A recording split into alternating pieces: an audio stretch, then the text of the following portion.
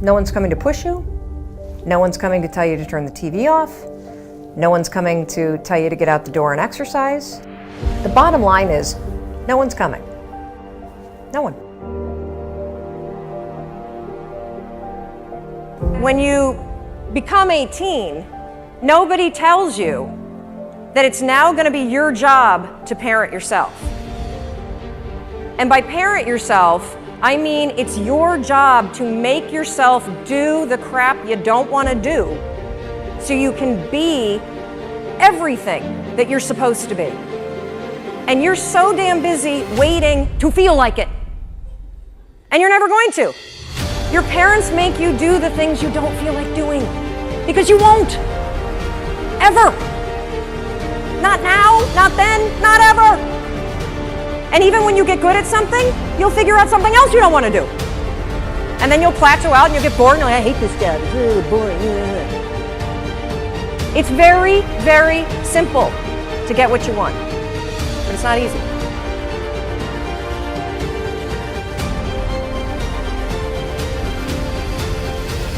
We make decisions not based on what we know we need to do, not based on our goals, but based on how we feel right now.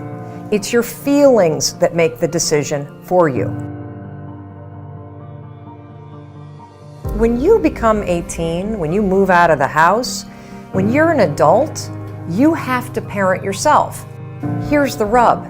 You're never, ever, ever, ever going to feel like doing the things you need to do in order to have what you want.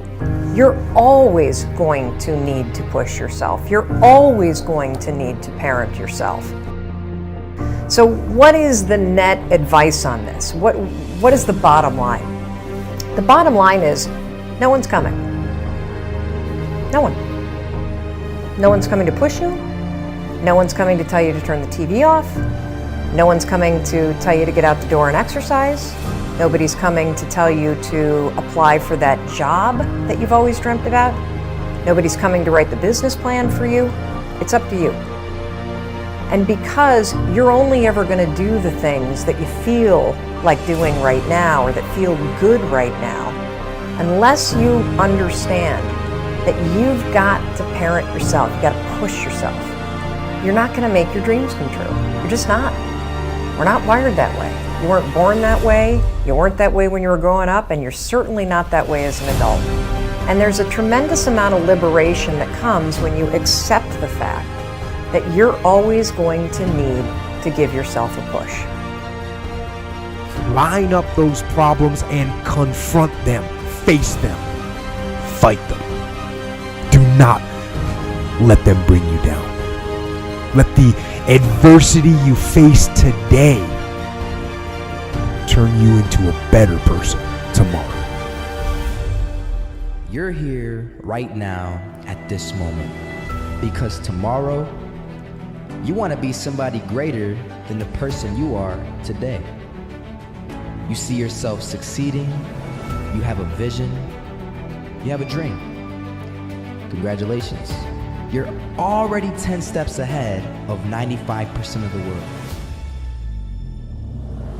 Life changes the moment you make the decision that you're 100% responsible for your experience of life. Not responsible like a heavy, response-able. If you're responsible, you're able to respond. You're going to respond and be able to do that if you own yourself. Be discerning. Choose it because you want it. Do it because you want to. Don't just accept the world you inherit today. Don't just accept the status quo. No big challenge has ever been solved and no lasting improvement has ever been achieved unless people dare to try something different. Dare to think different. But you have to take control and train this brain. If you don't train this brain, it'll use you instead of you using it. You have to identify with your heart or your soul or your spirit instead of the brain.